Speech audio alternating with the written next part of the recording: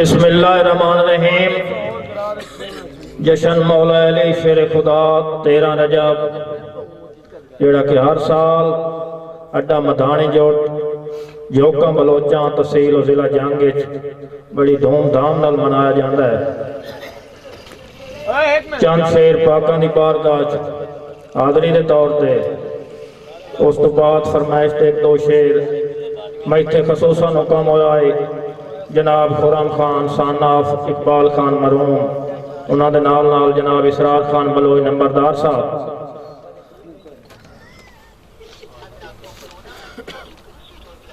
Sai 5 ton दे पाक घराने दा कोई जदन फकीर हो वैंदा है। मेरा साईं 5 टन दे पाक घराने दा कोई जदन फकीर हो वैंदा है। उहदे दुख दा ज़ामिन माशर ताईं लजपाल शबीर हो वैंदा है। अल्लाह पाक दा वेख इनाम आतिफ इंज करम अखीर हो वैंदा है। 14 तबक भी रोशन दुनिया ते बंदा कामिल पीर हो वैंदा है। 14 तबक भी रोशन दुनिया ते बंदा कामिल पीर हो वैंदा है। वफा दे आतिफ कानून अंदर नाल सईदा दे वंड नहीं होंदी। पाक ज़हरा दा माया नौकर औलाद हैदर नु कंड नहीं होंदी। पाक ज़हरा दा माया नौकर औलाद हैदर नु कंड नहीं होंदी। तेरी आल मासूम दा नौकर हां रखो मेरा भरम हजूर है। तेरा शहर मदीना मैं वेखा ते वेखा हरम हजूर है। मेरा सादिक पाक अमीन आका नबियां चू नरम हजूर है। असनैन दा सदका आतिफ ते होवे दो जा करम हजूर है। असनैन दा सदका आतिफ ते होवे दो जा करम हजूर है। आज जशन मौला हैदर दा जेड़ा 13 रजब नु आया है जमया काबे विच सोना जग उजड़े आन वसाया है। पै ढेर मवाली खुश होंदे नारा हैदरी गज के लाया है। कोई सड़दा या ते सड़ जावे असा हैदरी जशन मनाया है।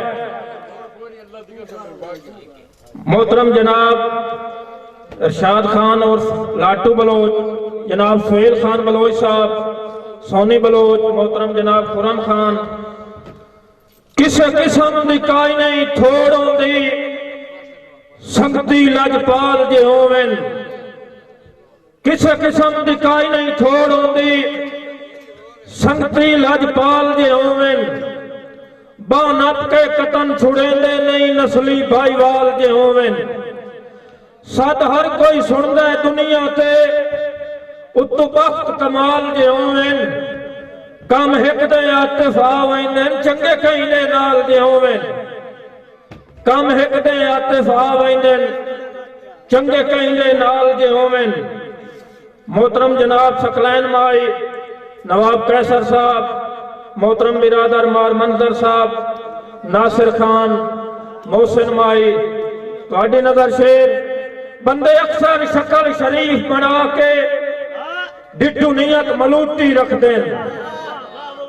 इसरार खान बंदे अक्सर शक्ल शरीफ बना के डिड्डू नीयत मलूटी रख देन। सजना दे कान भुलेखे दी अड्डी रोज गबूटी रख देन। और न्यारजी पीग परीता दी सारी जिंदगी झूठी रख देन। नहीं वेदे आतिफ निभियां नू अखी जान के नूटी रख देन। नहीं वेदे आतिफ निभियां नू अखी जान के नूटी रख देन। नंबरदार गिरोती नजर शेर सजना दी आमद वतना ते सुनी है वलसीने आ गए हाँ। खुददारी भावे टाक चलाए फट सींदे सींदे आ गए हाँ। मीले पे आतिफ अखियां चो जब नाल जमीने आ गए हाँ। असा छेकड़ी जियारत करनी हा ताई जीने जीने आ गए हाँ। बहुत मेहरबानी। असा छेकड़ी जियारत करनी हा ताई जीने जीने आ गए हाँ। सकलैन माई आप शोरकोट मोहतरम जनाब तैयब खान बलोच साहब उक्का भोल नहीं दाड़े पेड़ियां नू फरियाद जनाब दी मैं हां उक्का बोलने दाड़े पेड़ियां नू फरियाद जनाब दी मैं हां जै औखे वक्त कीती है इमदाद जनाब दी मैं हां जेड़ी है पहचान जमाने ते कर याद जनाब दी मैं हां माना ते सांदल बार दे विच बुनियाद जनाब दी मैं हां माना ते सांदल बार दे विच बुनियाद जनाब दी मैं हां। आखिरी शेर जनाब इसरार खान मेरा पुत कमजोर निमाना दुखा कोलों तछिया होया है आतिफ नित निर्वार लड़ाइयां लगदा है ढोला बछिया होया है। बहुत मेहरबानी शुक्रिया।